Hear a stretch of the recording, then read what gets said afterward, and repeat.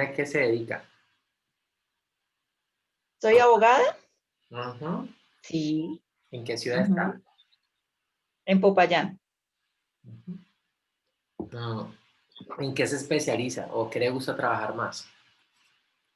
Mi especialización es Derecho Financiero y Bursátil y es lo que más me gusta trabajar. Qué bien. ¿Qué hace una persona cuando estudia ese énfasis? Pues, a ver, yo trabajo en el sector financiero y pues el sector financiero y específicamente en una entidad del sector bancario, que es como un apéndice del sector financiero, ¿sí? Las entidades financieras en general, pues todas son vigiladas por la Superintendencia Financiera y el cumplimiento de la normativa es bastante, o toda la normativa que el ordenamiento jurídico que tiene que ver con las entidades vigiladas, pues es bastante grande. Eh, eh, pues en temas de financieros muchos, pues por el tema de solvencia, de liquidez, pues no estoy hablando de solvencia desde el punto de vista de la insolvencia, el tema que estamos tratando en esta, que es lo que nos reúne, sino la solvencia de la entidad y bueno, y todo el régimen de patrimonio y todo lo demás. Eso es lo que nosotros llamamos la normativa de la reglamentación prudencial. Y bueno, y asimismo, pues también todas las facultades y competencias que nosotros pudiésemos tener en razón de nuestra actividad. Es bastante, ese es todo el código, pues el estatuto orgánico del sistema financiero, está la ley 964 y del año 2005 y el decreto 2555 que también es bastante amplio, son más de la normativa en el tema del sistema financiero es bastante amplia. Entonces, y bueno, esto de insolvencia, que es un tema que uno pensaría, es un tema nuevo porque a pesar de que del 2006 estamos hablando de esto, pues empezó a crecer gradualmente y hoy en día con la circunstancia o la coyuntura, pues esto está eh, incrementándose aún más, ¿no? Entonces, y cuando uno habla de historia en el sistema financiero, uno puede decir que no, pues estamos hablando de 100 años, desde la misión Kremer, desde el año 1929 y que todo esto es viejo, pero la evolución es tan lenta o va tan despacio que uno dice, no, pero ¿qué hace? O sea, cuando revisa historia dice, no, pero ¿qué hace que esto pasó? ¿Qué hace que esto?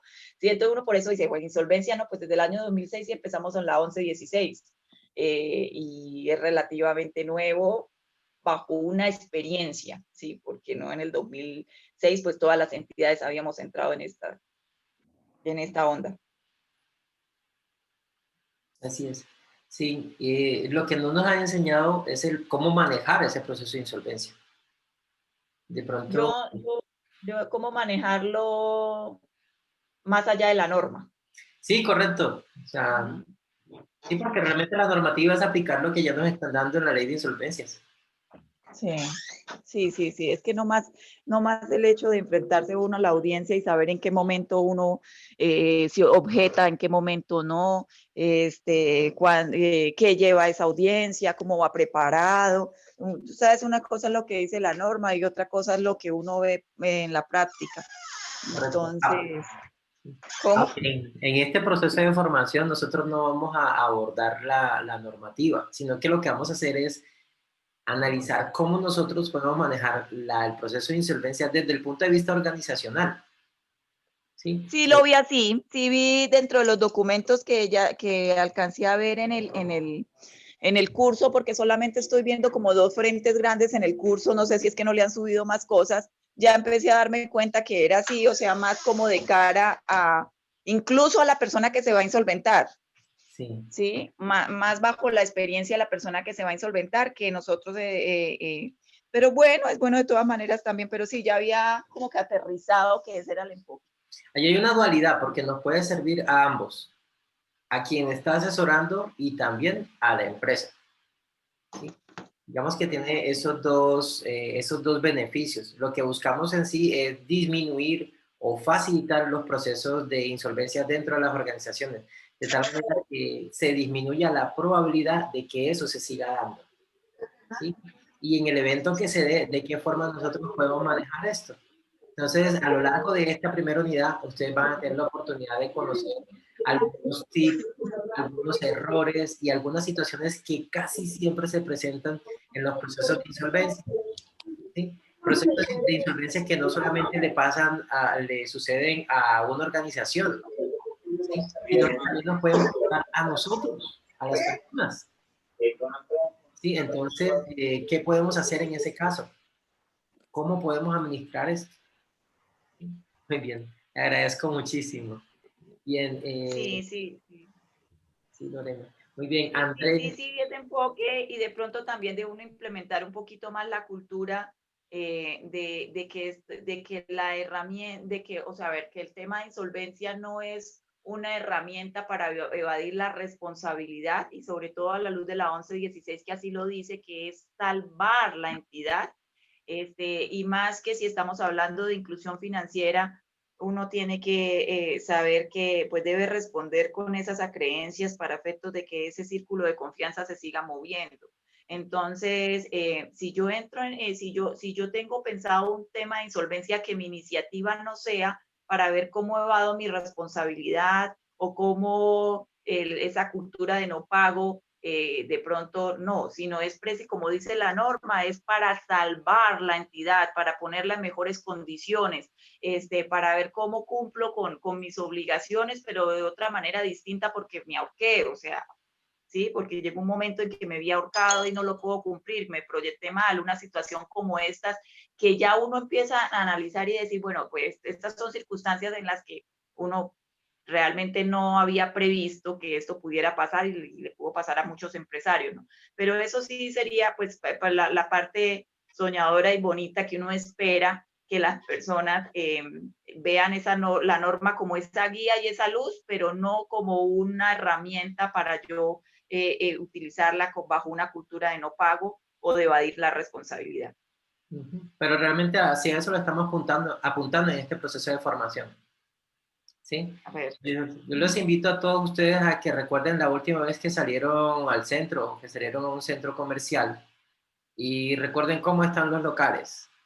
Sí, es un aspecto bastante deprimente y detrás de cada aviso que dice se alquila hay dos historias. El que estaba ahí antes y el que es propietario de ese local. ¿Sí? Entonces, quiero que reflexionemos acerca de eso y que miremos a ver de qué forma en este proceso de formación yo puedo contribuir para que al futuro no se le presente esta situación a mi familia, a mi organización, a la empresa para la cual presto mis servicios o a aquellos sobre los cuales yo tengo algún grado de influencia que me permita a mí eh, disminuir esos riesgos que puedan tener. Les doy la bienvenida a todos ustedes y espero que disfrutemos este espacio donde tenemos la oportunidad de escucharnos, conocernos un poco más.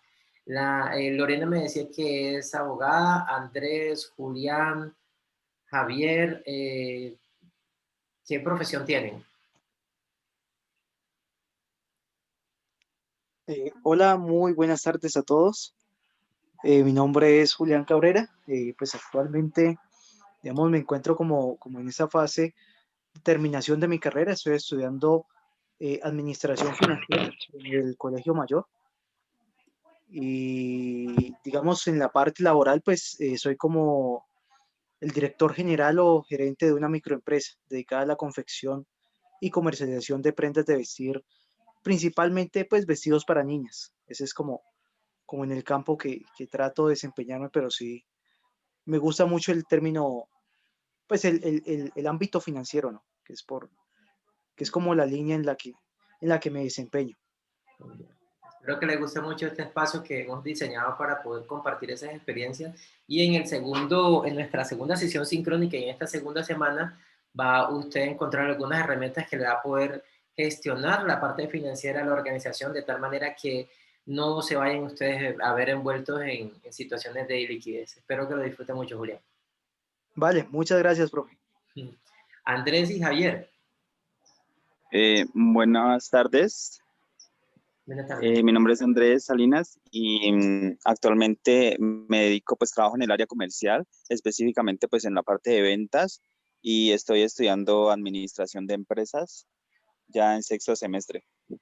Ok. ¿Cómo está la parte comercial, Andrés? ¿Igual que antes? Pues se refiere en la parte de que con lo que está pasando ahora actualmente en la pandemia y eso, o Señor, ¿el nivel de ventas es igual? pues te cuento que a nivel de ventas, pues por toda esta situación que está pasando actualmente, hemos sufrido un bajón en algunas de las categorías dentro del portafolio, mientras que otras sí se han fortalecido. Interesante. ¿Me puede indicar cuál se ha disminuido? Sí, señor. Pues nuestro portafolio está compuesto por alimentos para humanos y concentrados para mascotas. Em, las categorías que más se han afectado ahorita son como también los productos de aseo, que son dentro de nuestro portafolio también están, y los concentrados para mascotas, son los que más se han visto afectados actualmente. Wow. Wow. Interesante. Interesante. Muy bien. Muchas gracias, Andrés. Con gusto. Ok, ¿y el señor Javier? Bueno, buenas tardes. Mi nombre es Javier Ante. Yo también soy estudiante actualmente de sexto semestre de Administración de Empresas de la Universidad del Cauca. Y pues me he enfocado también a hacer estos cursos porque en el semestre estamos configurando lo que será el consultorio empresarial de la universidad.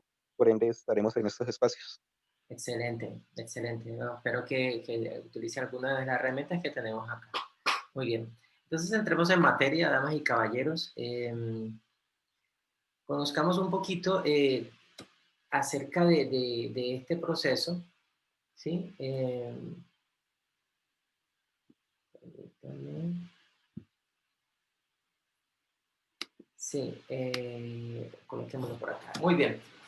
Utilicemos el espacio para hablar de nuestra primera unidad, el manejo de las insolvencias y las características de una crisis financiera. Bueno, con nuestra mente totalmente en blanco, los invito a que pensemos en lo siguiente. Nosotros tenemos dos opciones en una empresa. Una empresa puede tener una cantidad de pérdidas constantemente, todos los años, 2 o 3 años seguidos, pero no necesariamente esto quiere decir que usted tenga una crisis de tipo financiera, ¿sí? Las razones por las cuales una empresa tiene pérdidas son múltiples, pero usted entrará en una crisis financiera cuando realmente usted no tenga liquidez suficiente para poderle pagar a sus empleados, a sus proveedores. En el momento que usted no tenga la solidez para ello, quedó usted sin oxígeno, asfixiado totalmente. Entonces, muchas empresas han estado generando pérdidas constantes, sucesivas. No obstante, siguen en su proceso, continúan trabajando. Pero cuando usted llega a un proceso de iliquidez, no hay nada que hacer. Ahí tendremos que buscar alternativas para generar un cambio, ¿sí? Pero nosotros no podemos llegar hasta ese punto, ¿sí? Ahora bien, dentro de una crisis financiera, quiero que ustedes me den como ejemplo alguna empresa que haya entrado en crisis financiera, que esté en proceso de liquidez, de insolvencia. ¿Qué ejemplo grande me pueden ustedes comentar? Una empresa grande que tenga problemas de liquidez.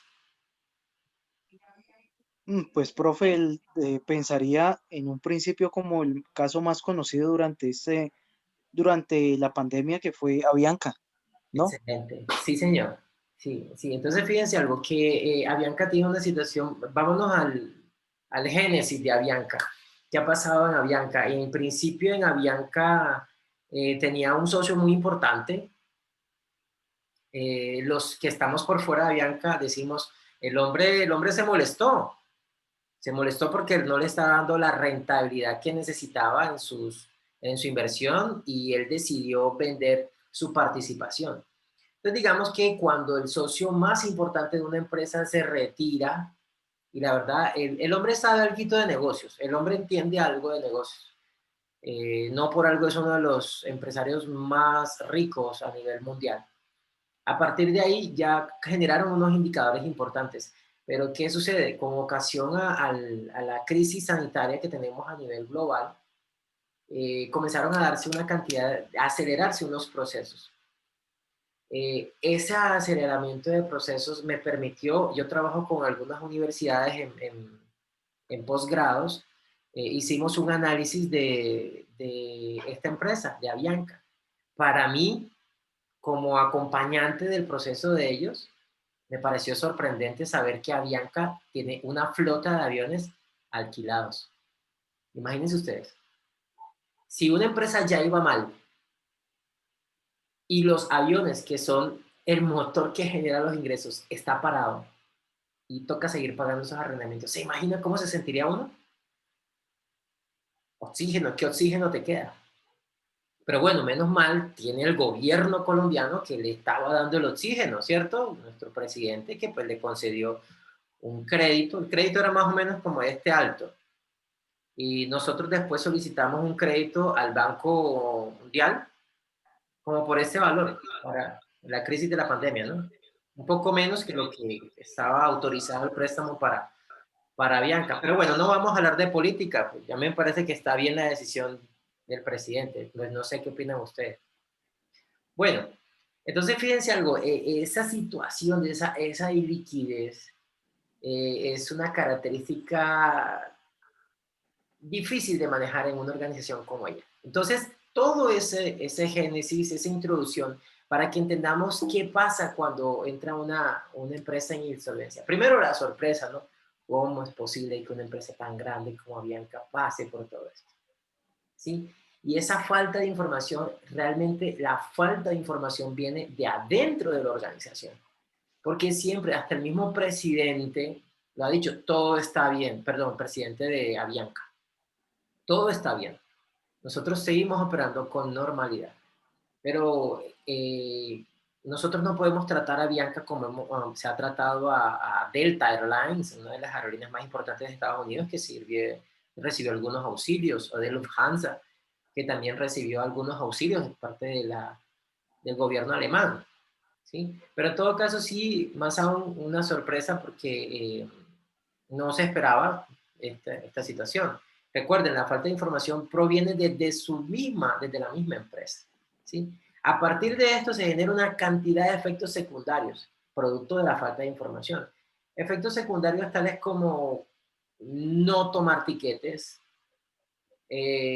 tomar decisiones de recoger parte de lo que nosotros tenemos o a cualquier inversión que nosotros tengamos en ella, en bolsa de valores, vender las acciones que nosotros tenemos en Avianca, y eso genera de una u otra manera cierto pánico dentro de la organización. Eso desestabiliza totalmente, ¿sí? A partir de ello se comienza a gestar dentro de la organización una pérdida de control porque no sabemos si nuestra cabeza no está pensando bien, no sabemos hacia dónde ir. Desde luego, el foco de atención en Colombia se volvió esto, ¿no? ¿Qué pasó con el préstamo? ¿Qué pasó con la importancia de Avianca? Yo me imagino que en Popayán quieren mucho a Avianca, ¿cierto que sí? Los quieren bastante por el valor de las tarifas y todo eso. ¿Cierto que sí los quieren bastante, verdad? Entonces, No. Acá los tiquetes son muy caros correcto, sí, yo lo sé. y la frecuencia muy escasa. Así es. Entonces yo celebro mucho cuando entra un nuevo competidor.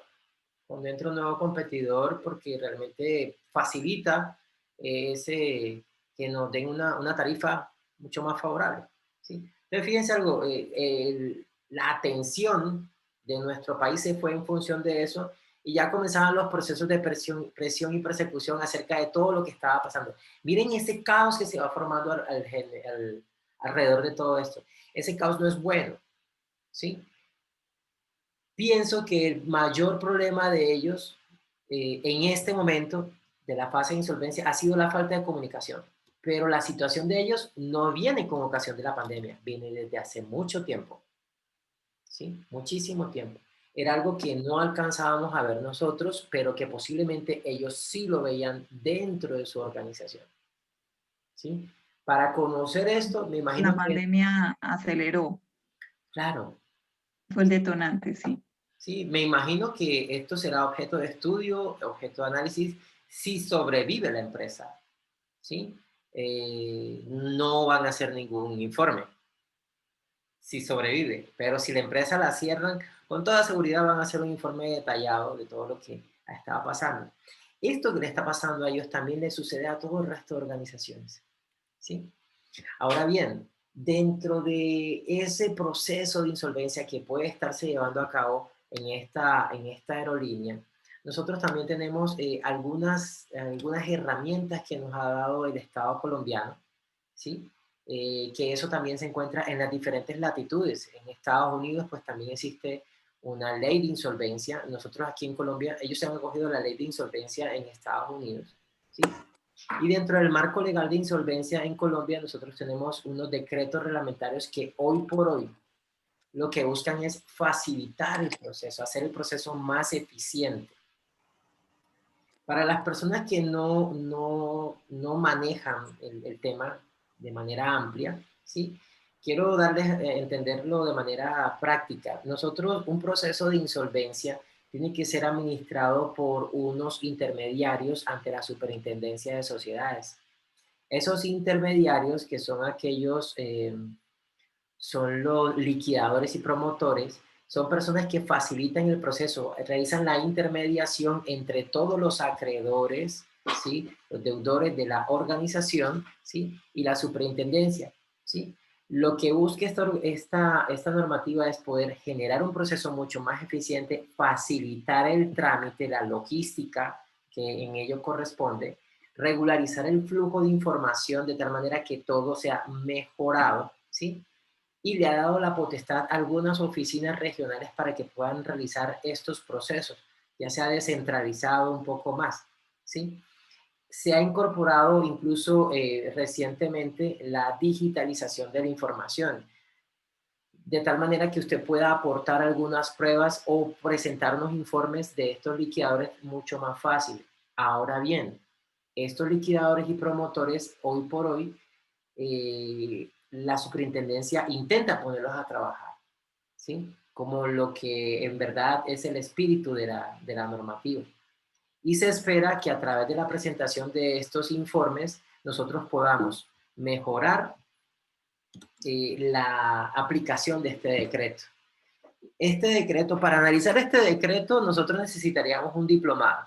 De hecho, hay diplomados de insolvencia, ¿sí? Que usted lo puede realizar con algunas universidades de manera presencial o de manera virtual. Este decreto, si usted va a iniciar un proceso, un diplomado, yo le invito a que primero estudie este decreto reglamentario. En este decreto reglamentario usted tiene secciones como los expedientes de procesos de insolvencia y los incidentes en los procesos de insolvencia, las medidas cautelares en los procesos, la exclusión, el relevo y la sustitución de auxiliares de justicia. En estos días recibí una convocatoria para participar como perito. Como perito, tuve la oportunidad de analizar el caso y no quise, no quise, son pesos pesados y no me gusta esas personas que están dentro de él. Y pues bueno, el acceso a la información del proceso concursal, los informes de los auxiliares del proceso de justicia, de la reorganización judicial y la validación judicial de acuerdos extrajudiciales de reorganización. Si usted quiere profundizar un poco más en esta norma, pues la invitación está abierta para que lo puedan hacer así. Creo que incluso acá cerca, en el Valle del Cauca, la Universidad Javeriana y la Universidad ICESI también están realizando estos diplomados. Bien, entonces ocupémonos de lo que nos interesa. Vamos a colocar este más pequeño. Ok. Entonces acá. Bien. Nosotros deseamos conocer un poco acerca de cómo se realiza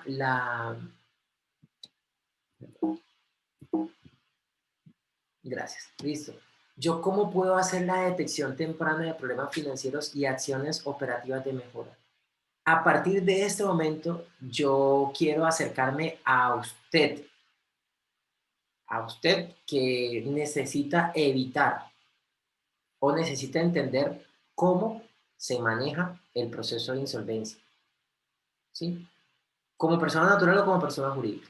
Primero que todo, entendamos lo siguiente. Esto se presenta en la mayoría de las ocasiones porque hay poca coordinación entre los órganos de control de los sistemas bancarios y monetarios. Usted no tiene control. Por ejemplo, me encanta el empresario que cuando llega dice cuánto hay en bancos y tiene el banco en su mente. Me encanta ese empresario.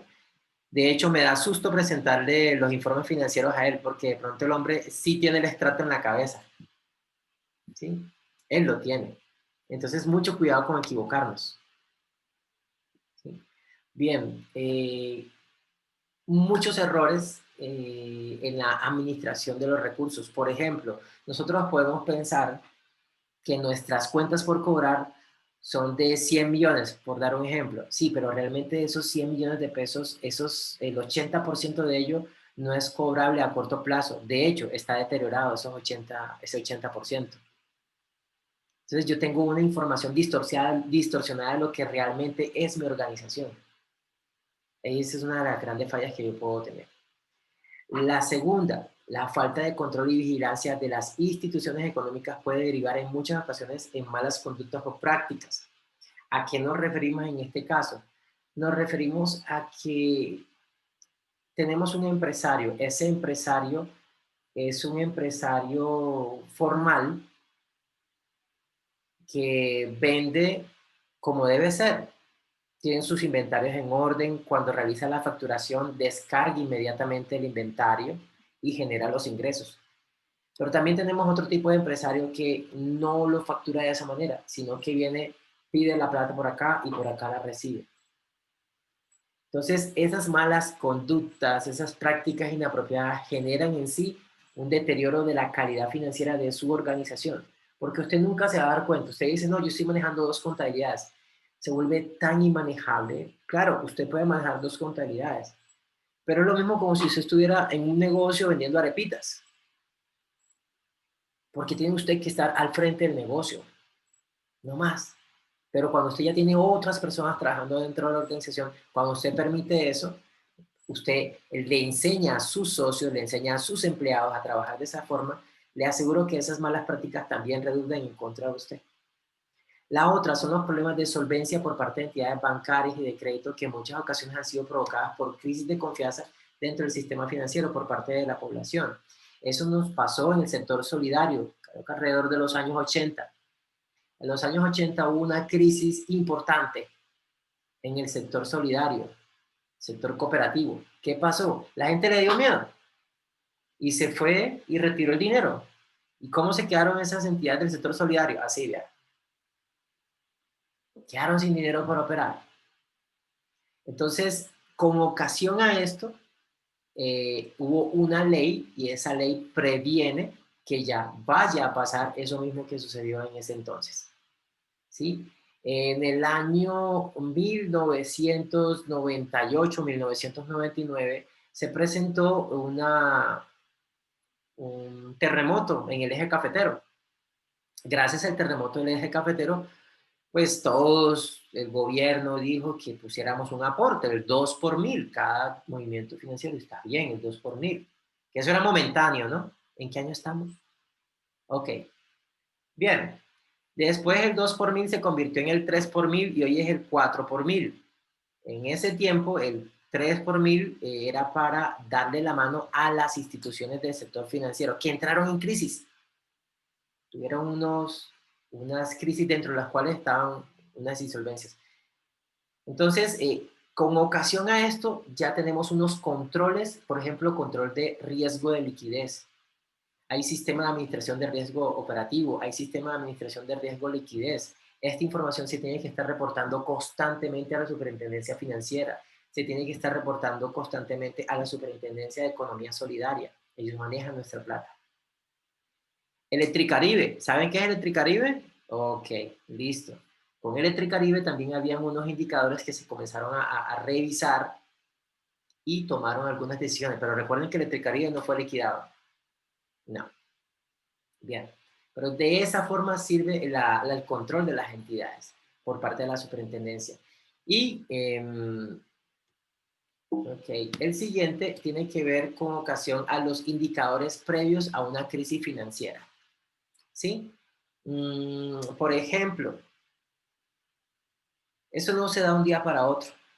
No se presenta. Eso es como cuando usted le va a dar gripa, se comienza a estornudar. ¿Sí?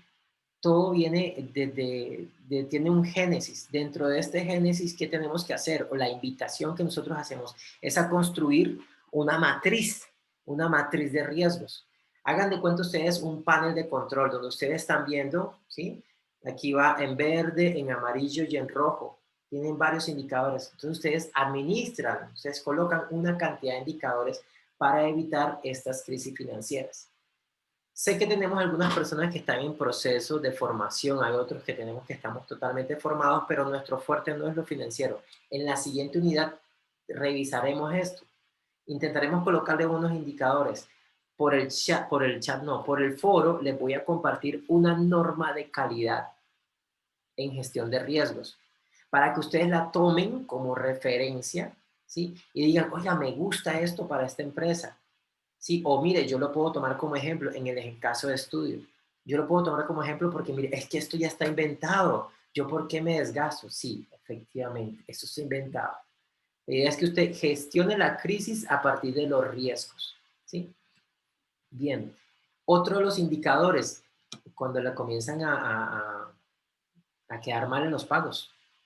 ¿Sí? Eso ya no ha de ser un buen síntoma. Y recuerden que los procesos de intervención no solamente se da con una persona jurídica, una persona natural, también se da con los países. Argentina,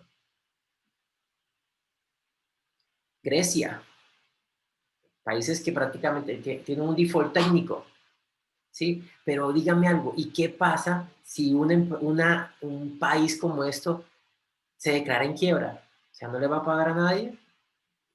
Ni siquiera al banco le conviene esto. Es más, llega un momento donde el banco, sabiendo que él no tiene la capacidad para pagar, le tiene que seguir prestando dinero o le tiene que condonar parte de la deuda o parte de los intereses para que él pueda salir adelante. ¿Sí? No tiene otra opción. ¿Sí? El negocio del banco no es quedarse con algunos activos. El negocio del banco, ¿cuál es? El negocio del banco es que te devuelva el dinero. ¿Sí? Hay una persona con la que trabajo, el señor realiza préstamos. Ahora piensen por favor en una persona que vende zapatos. La persona que vende zapatos tiene zapatos. El señor que tiene los préstamos, una mesa llena de dinero. El negocio de él es ese. El negocio no es prestar el dinero y que le entreguen en garantía una casa y que se quede con la casa, porque entonces, ¿cómo hacen para tener otra vez la mesa llena de dinero para seguir prestando? Tiene que vender su casa, la casa que se quedó ahí. Pero ese no es el negocio de él. Entonces, la idea es que si ustedes están viendo que hay una recesión, hay un proceso de insolvencia o de rescate, con toda seguridad, les van a dar un plazo adicional. Entonces, ahí es donde está la invitación. Hoy por hoy, muchas empresas que se encuentran en proceso de liquidez, ¿qué hacen? ¿Sabe qué? Tengo la plata para hacerlo. Tengo la plata para seguir pagando los servicios públicos. Perdón, la telefonía, pero ¿sabe qué? Llamemos. Vea, señores Movistar, Tigo, no tengo plata para pagar las líneas telefónicas. No tengo. Voy a cancelar el plan. ¿Y qué es lo que hacen? Le pasan a otro asesor y le disminuyen el 50%. El servicio del internet y todos los demás. Todos le van a dar facilidades, pero ahí es donde está la habilidad de usted como gerente. ¿Sí? En época de crisis he visto muchos empresarios, me le quito el sombrero, que le han dicho a las personas, no les puedo pagar el 100% de su salario.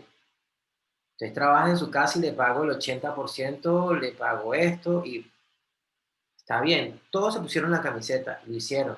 Y están, han salido adelante. ¿Sí?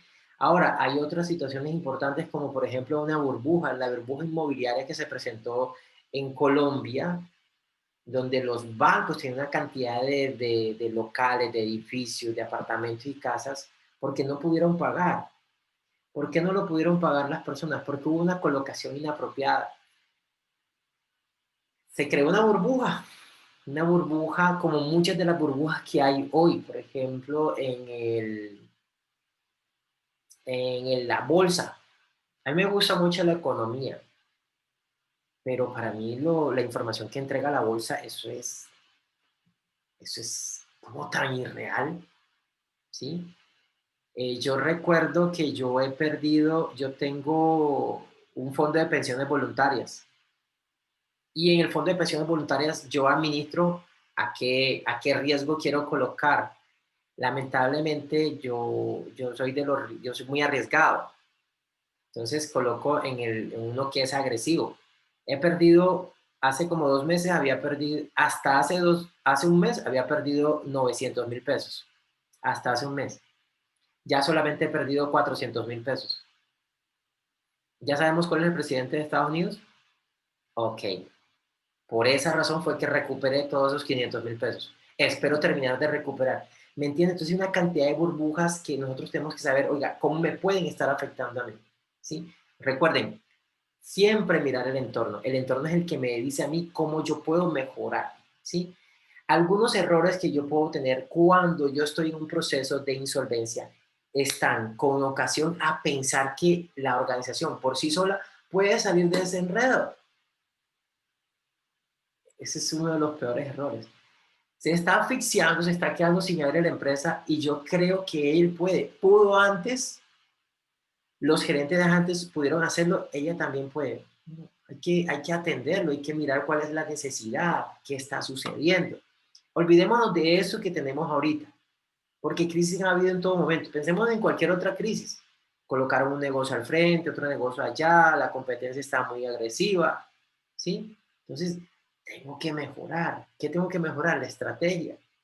Eso es un error típico. La otra, esperar obtener mejoras en la productividad únicamente ajustando la estructura organizacional, únicamente, o reduciendo el personal. No, eso es otro error. Yo soy auditor. Soy auditor, trabajo para una firma de auditoría y en esa firma de auditoría con extrañeza he visto, nosotros tenemos un target específico y en el mundo hay 4 firmas de auditoría, se llaman las Big Four, Price, Deloitte, KPMG, ¿sí? Hemos visto con extrañeza cómo ellos han llegado desde ese nicho de mercado tan alto, han llegado hasta nuestro nicho de mercado. ¿Por qué? Porque ellos también han tenido dificultades. La pregunta es, ¿cómo ellos han mejorado su productividad? ¿Cómo han disminuido los costos? Eso ha sido una estrategia. Entonces la idea es que nosotros también tenemos que buscar otro nicho de mercado, un poco más abajo, de pronto un poco más arriba, pero rediseñando. No podemos dejar que por sí solo la empresa continúe como está. Eso es otro error. ¿Qué tenemos que hacer entonces? Diseñar una nueva estructura. Esa nueva estructura implica que revisar ingresos, costos y gastos. Es un rediseño total, ¿sí? Dentro del rediseño total, usted necesita entender que todo parte de una planeación, ¿sí? Y esa planeación es como cuando usted dice, no, yo me voy a casar por lo civil. Póngase la camisa, el pantalón y se fue a casar por lo civil, listo. No, vaya y cásese por la iglesia. Ah, ¿cómo así? Y tiene que ser de blanco, y tengo que llevar traje, y tengo que hablar con el cura. No, todo eso. Entonces te tienes que preparar. Tómate tu tiempo, te sientas, organizas, rediseñas, te preguntas por qué te vas a casar, ¿sí? ¿Cuál es mi plan? ¿Qué es lo que yo voy a hacer hacia futuro? ¿Me entiendes? Te toca reorganizar. Ah, es que yo estoy muy bien, estoy muy cómodo de novio. Sí, claro, y tú te puedes quedar como novio toda la vida, pero tienes que pensar en que más adelante nos está esperando algo diferente, puede haber ciertas crisis. Entonces, cuando tú vas a tomar un plan, estructura, diseña un plan, ¿sí? Finalmente, uno de los errores más importantes y el que hemos visto en Avianca en los últimos tiempos, no comunicar a tu equipo de trabajo todas las transformaciones que tú estás llevando a cabo. Les aseguro que si usted le comunica a su equipo de trabajo lo que usted está haciendo o lo que usted quiere hacer, el equipo de trabajo se pone la camiseta. Se pone la camiseta y le ayuda a usted a echar hacia adelante su plan, ese plan que usted diseñó. Si usted no se comunica de manera apropiada con ella, le aseguro que no va a pasar nada. Un gran esfuerzo que usted hizo, pero no va a pasar nada. ¿Sí? Esos son los errores que tenemos. Entonces tenemos 5 claves para resumir la diapositiva anterior, para alinear para realizar una reestructuración organizacional exitosa. Primero, alineemos la estructura organizacional. ¿A qué lo vamos a alinear? A nuestra estrategia. Entonces, toma el tablero, borrón y cuenta nueva. ¿Cuál va a ser la estrategia? ¿Sí? Yo conozco empresas alemanas que dejaron de fabricar partes de vehículos para fabricar tapabocas. ¡Wow! Y no fue muy cómodo para ellos, pero están trabajando. Y eso es algo momentáneo. Esta época de crisis, esto no le está generando un impacto a corto plazo, esto realmente va a ser a largo plazo. Yo era muy optimista con el año pasado, el año que viene. Ya me estoy comenzando a comer las uñas, que no sé realmente lo que va a pasar. Yo ya tengo mi plan organizado. Nosotros anteriormente estábamos trabajando con diferentes sectores de la economía real, pero ahorita estamos volviendo a trabajar con el sector público y con las complicaciones que tiene el sector público. Me refiero a la falta de transparencia en los procesos de contratación. Pero realmente pues hay algo hay decisiones que hay que tomar, hay que alinear, hay que realizar una nueva estrategia. Entonces ya hemos realizado la estrategia, ahorita lo que hay que hacer es optimizar el proceso. ¿Yo cómo optimizo el proceso? Yo puedo optimizar el proceso diseñando un plan en donde incluya a todo mi equipo de trabajo. Yo optimicé el proceso cuando yo he invitado a hacer una lluvia de ideas o diferentes estrategias para generar optimización de procesos. Y dentro de ella involucré a mi equipo de trabajo. Como has involucrado tu equipo de trabajo, les presentas a ellos un plan organizacional y tomas una decisión. La decisión es tu norte. ¿Sí? Los has involucrado a ellos porque desde el momento que estás indicándole cuál es la solución, cuál es el problema y cuáles son las posibles soluciones, ellos saben que son partícipes. Y a partir de ese momento tú defines cuáles son los perfiles necesarios para lograr el cambio. Los perfiles necesarios para lograr el cambio no necesariamente son personas que vienen desde fuera. Yo he cometido algunos errores con respecto a querer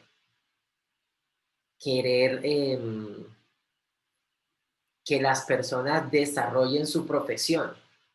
Por decir algo, Giovanni, tú estudiaste contaduría pública, pero es que Giovanni siempre le ha gustado las ventas y se le va muy bien en ventas. ¿Yo por qué quiero colocar a Giovanni detrás de un escritorio como contador público si Giovanni le va muy bien en ventas? ¿Sí? Entonces, por eso es que le digo, o sea, usted tiene que lograr verificar cuáles son tus perfiles y a partir de esos perfiles, involucrarlos. Sí, con mucho gusto, Andrés. Estará disponible dentro del foro. ¿Sí? Entonces, tenemos que encontrar al perfil, involucrar, listo, y finalmente asegurar la apropiación de los cambios propuestos en las personas. Le aseguro que si usted involucró a las personas, inmediatamente esto fluye, y fluye muy fácil. De ahí en adelante comenzamos con los manejos prácticos de las crisis. Dentro de la practicidad, hagámoslo rápido. Primero, hombre, la mejor manera de evitar una crisis es prevenirla. Sencillo. ¿Y yo cómo puedo prevenir una crisis? Identifique en este momento cuáles son tus factores de riesgo. Identifícalos. Como les había indicado anteriormente, yo les voy a enviar a ustedes una norma de gestión de riesgos, una norma de calidad de gestión de riesgos, para que ustedes entiendan, vean un bosquejo un poco acerca de los riesgos financieros, administrativos, operativos, de mercado dentro de las organizaciones. Ahora bien, ¿qué pasa? Esto lo tomarán como una introducción. Si esos riesgos que ustedes están detectando se materializan, usted tiene que prepararse para enfrentarlo.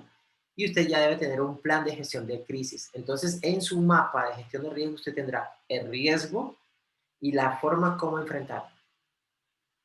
Los dos. Eso sí, ninguna medida de mitigación es perfecta, entonces usted tiene que establecer políticas complementarias para poder administrar esto. O sea, ¿qué va a hacer si definitivamente se le presentó esa situación? Al final, dentro de él, usted tiene que formular un plan integral para el manejo de esta crisis. de estos riesgos. Entonces, cuando usted tiene su mapa de riesgos, le queda mucho más fácil, o por lo menos ya tiene unas opciones. Usted no pensará, o la empresa no pensará de una forma clara, diáfana y transparente cuando usted está bajo presión. Ahora que se supone que estamos calmados, tenemos que utilizarlo, o de igual manera, si estamos en el torbellino ahora, tenemos que tomar un respiro y determinar, establecer cuáles son las opciones de mejora. Y al final de todo esto, evitar la próxima crisis, ¿sí? Siendo consciente de las consecuencias, de los errores y las medidas de emergencia que usted tiene que tener hacia futuro. Esto es lo que nosotros tenemos que hacer. Esto es cíclico. Todas las crisis son cíclicas, ¿sí? Lo importante es que de todas y cada una de ellas nos quede una experiencia que nos permita generar en cada uno de nosotros una huella para que más adelante, a posteriori, nosotros tengamos las herramientas para enfrentar las que vienen de aquí en adelante. Como les digo, esto es cíclico. Compromisos que tengo con usted, con ustedes. Compartirles en el foro esa normativa de gestión de riesgos y que ustedes puedan seguir realizando las actividades que están dentro del foro. ¿Listo? Muy bien. Los escucho, me gustaría saber cómo vamos, qué dudas, qué inquietudes tenemos.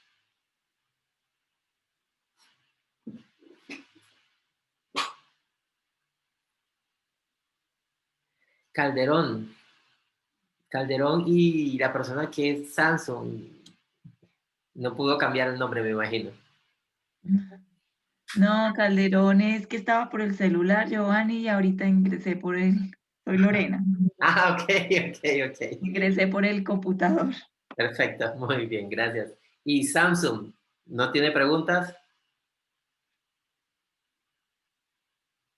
Ok, me imagino que no. Listo, perfecto. Muy bien, entonces, como les digo, este espacio está dado para construir esas estrategias de insolvencia que nos permiten administrar esto. Les voy a compartir este Safari, no. Debería aparecer acá. Permítanme. Giovanni, una pregunta, es que como el módulo 1, no recuerdo muy bien, se mostraba una presentación, pero más como cómo se iba a construir esa presentación como soporte del docente, me imagino que sería tu caso, pero no vi en realidad contenido. ¿Estoy bien o fue algún error en la parte de la plataforma que yo no pude visualizar? No sé. Él tiene un contenido. ¿En la presentación? Él tiene un contenido. No, la presentación realmente es como una herramienta que utiliza el expositor para recordar lo que va a conversar con usted, lo que va a tratar. Pero usted sí tiene dentro de la plataforma una información complementaria. ¿Sí? Y esta que está, ¿sí se alcanza a ver la norma técnica que tengo aquí al lado? ¿Visualizada? ¿Presentada? Sí, sí la estoy viendo, no sé el resto del equipo. Ok, listo. Entonces, esta norma técnica le da a ustedes la gestión de riesgos y principios y directrices. Yo les invito a que ustedes puedan leer un poco esta norma. Esta norma es fácil de tratar, ¿sí? Algunas empresas que participaron en el desarrollo de ellas son estas, ¿sí? Y aumenta un poco más, profundiza un poco más la gestión de riesgos organizacionales, pero desde el punto de vista de la prevención, ¿sí? Esto, si ustedes, miren, el proceso, si ustedes continúan dentro de eso, porque digamos que esto es solamente para ustedes un abrebocas, espero que ustedes dentro de este mismo año construyan un mapa de riesgos en las diferentes situaciones que se le pueden presentar a ustedes dentro de la organización. El próximo año no va a ser un año fácil, lamentablemente.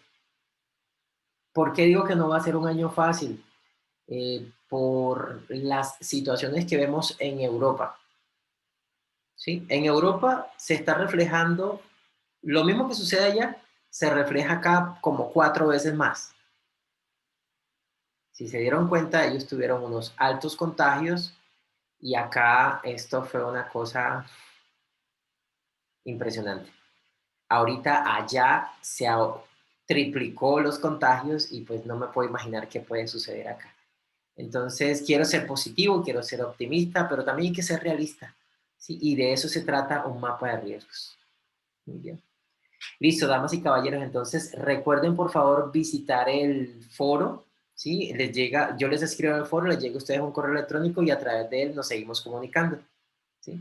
Si no tenemos más preguntas, entonces les agradezco muchísimo haber estado dentro de esta sesión y les deseo un feliz fin de semana. Pronto estaremos viéndonos.